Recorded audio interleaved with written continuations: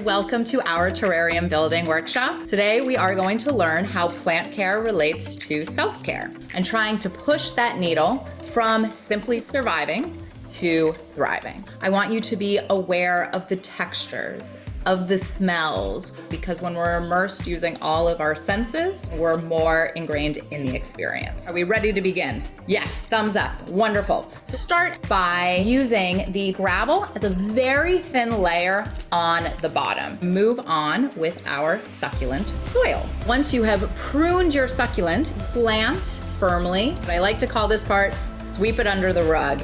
And then it's almost like little makeover magic. This magic happens when this combination of external factors come together and bring the succulent to life. So thank you so much. Go ahead and you could pick up your little terrarium like so. This was a pleasure. Thank you so much.